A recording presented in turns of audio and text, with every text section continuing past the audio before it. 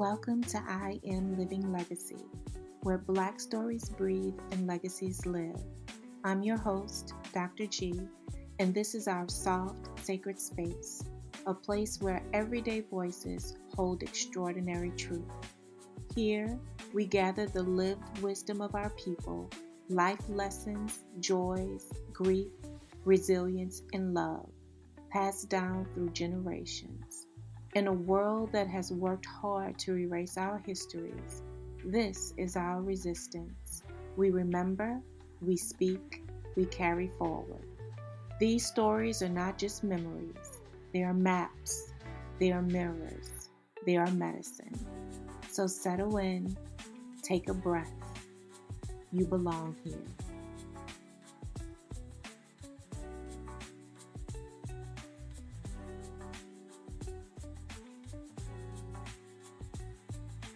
Welcome to I Am Living Legacy. I'm your host, Dr. G. Today we're going to spend a little time on a journey. You don't have to pack a bag or make a mental to-do list. This journey begins right where you are, with you. Every now and then, life offers us a gentle lesson in the most unexpected ways. Sometimes it comes through a conversation, sometimes through challenges. Today, I'd like to share one of those lessons with you. Today, I'd like to share a story about a vacation that became so much more than time away from work. Can I share with you the best vacation I've had in years? When I returned, people asked me, "So where did you go?" I smiled and I said, honestly, nowhere. But as I thought about that answer, I realized it wasn't entirely true. I may not have boarded a plane or packed a suitcase, but I did go somewhere. I took a journey back to myself. That journey happened in the simplest of places, my own backyard. Some mornings I sat beneath the shade of the trees. I listened to the birds. I felt the humid breeze on my face. I listened to a few of my favorite podcasts. Sometimes I sat in gratefulness of the time and opportunity I had to be still. Sometimes I reflected. Sometimes I simply sat in silence.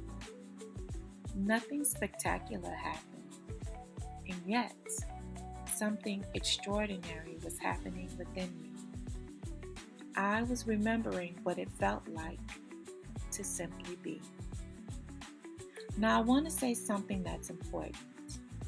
I know that for many people, getting away is exactly what they need. Sometimes a change of scenery helps step away from the noise and responsibility of everyday life. Sometimes traveling creates the space we've been longing for. I understand that completely. There will be seasons in my own life when I'll travel, explore new places, and embrace new adventures. Travel is a beautiful gift. But what this vacation reminded me of is that peace isn't something we only find somewhere else. It's something we can begin cultivating wherever we are. For me, this season's journey happened at home. For you, it may look completely different. My hope isn't that you stay home. My hope is that wherever you are, you learn how to come home to yourself. Have you ever noticed how difficult it is to do nothing? The moment we sit down, our minds begin making lists. I should answer those emails, clean the house, return the phone calls. I should plan for tomorrow. Even our off days become projects. We're so accustomed to movement that stillness can actually feel uncomfortable. Somewhere along the way, many of us have accepted the idea that this is simply how life has to be. Always busy, always rushing, always thinking about what's next. We've become so accustomed to living at a fast pace that slowing down can actually feel challenging. Sometimes, when we finally do pause, we don't know what to do with ourselves. And sometimes, we may even feel guilty for doing nothing. I know I have. Maybe the hardest part about slowing down isn't finding the time. Maybe it's believing we have permission. I don't think we're exhausted simply because life is busy. Maybe sometimes we're exhausted because we've forgotten that we're allowed to pause. And when we rarely give ourselves that permission, our nervous system can begin to believe that constant alertness is our normal state. We stay in go mode even when there's no immediate urgency. The beautiful thing is that our nervous system is remarkably adaptable. Every intentional pause, every slow breath, every quiet walk, every moment spent noticing the world around us is an invitation for our bodies to remember that it is safe to rest, restore, and simply be. Perhaps returning to ourselves begins with giving ourselves permission to slow down. This isn't only a spiritual practice. It's also how our bodies are designed. Our nervous system has different ways of responding to life. One part helps us mobilize for action. It gives us the energy to solve problems, to meet the deadlines, to care for our families, and to respond to challenges. We need that. Doing isn't the enemy. The challenge is that many of us stay in that mode for so long that we forget what it feels like to truly rest. Our bodies were never designed to live in a constant state of urgency. When every moment is filled with noise, when we're constantly checking our phones and moving from one responsibility to the next, thinking about tomorrow before we've even finished today, our nervous systems can remain activated. And maybe you've noticed what that feels like. Your shoulders stay tense. Your breathing is shallow. Your thoughts race. You feel tired, yet somehow you can't fully relax. Our bodies often tell the truth before our minds are ready to admit it. The beautiful news is that our bodies also know how to return to balance. Research continues to show that slowing our breathing, spending time in nature, and allowing ourselves moments of quiet can support our body's natural restoration. As our breathing slows and we begin to feel safe, our nervous system shifts towards rest and recovery. Our heart rate settles. Our muscles soften. This, my friends, can lead to greater calm, clarity, and connection.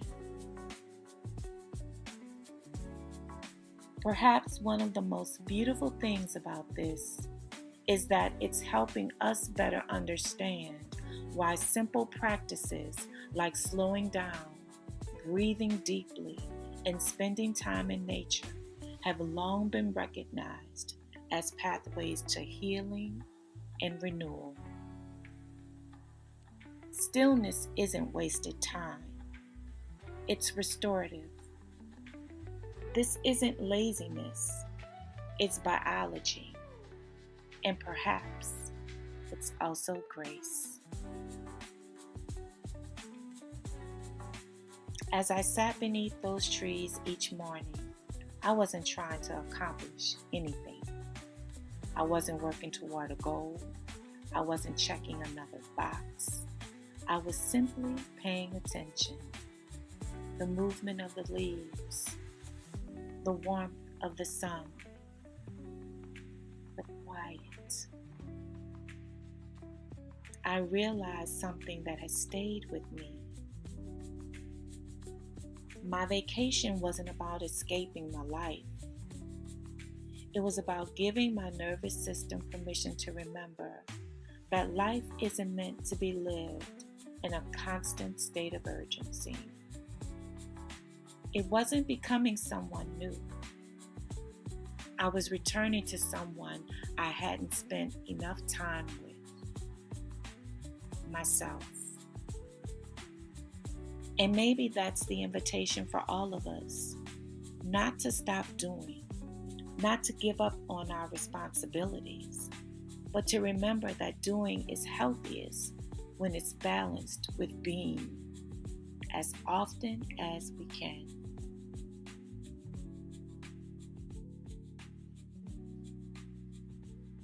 I'd like to invite us into a sacred pause. Take a deep breath.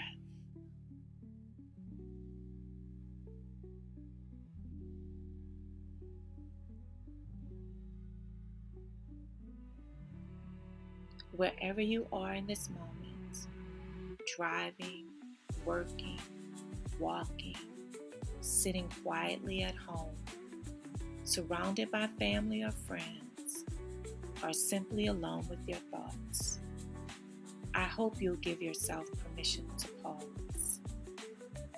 There is no right way to do this. However your pause looks today, let it be enough.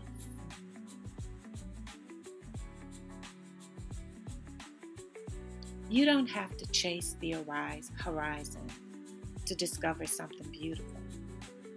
Sometimes the path unfolds beneath your own feet.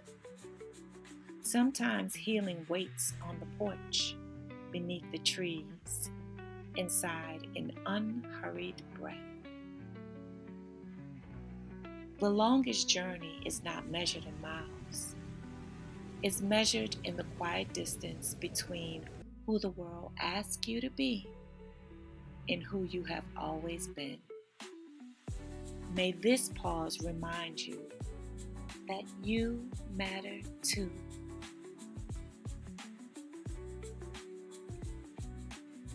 So what does your journey back to yourself look like? Not mine, yours. Maybe it's a quiet cup of coffee before everyone else's morning begins. Maybe it's a walk around your neighborhood. Maybe it's spending 10 minutes with a journal. Maybe it's simply taking a few intentional breaths before beginning your day. Maybe it's sitting near a lake, a pond, a pool, and listening to the sounds and motions of water. Or maybe it's sitting in your own backyard. There isn't one right way. The invitation is simply to begin.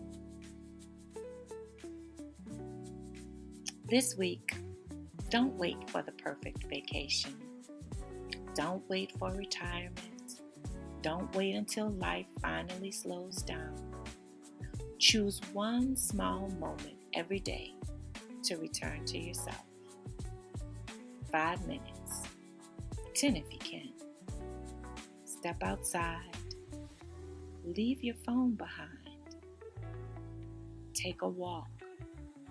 Sit beneath the tree. Watch the sky. Breathe slowly. And notice how your body responds. These moments may seem small, but our nervous system often responds to small moments of safety, repeated consistently. The journey back to ourselves isn't a single moment. It's a lifelong practice. Sometimes the greatest journey isn't forward, it's inward, one we can return to again and again. As we finish today, I'd like to leave you with this thought. There will be seasons when I travel, and when those seasons come, I hope I remember what this season taught me. That even in the middle of a wonderful trip, I can still pause. I can take a long walk. I can find a quiet bench. I can take a few slow breaths. I can sit with my morning tea before the day begins. Because returning to myself isn't tied to a location. It's a practice I can carry wherever life takes me. And I hope the same is true for you. You don't have to wait for the perfect season. You don't have to wait for the perfect trip. You don't have to wait until your schedule finally opens up to prioritize you. You can begin caring for yourself today, right where you are. One intentional breath, one quiet walk, and one peaceful moment at a time. Because the journey back to yourself isn't a destination you reach once. It's a path you choose again and again. Sometimes we'll all wander. Sometimes life will become busy. And sometimes we'll forget. But every deep breath, and every quiet walk, and every moment we choose presence is another step home. The world will always invite us to hurry. Wisdom gently invites us to slow down. Stillness is not where life stops. It's where we remember we're alive. Thank you for spending this time with me today. Until next time, take good care of yourself. Breathe deeply. Pause often. Extend yourself the same grace you so freely offer others. And wherever life leads you, may you never forget that you are worthy of peace, joy, and belonging, just as you are.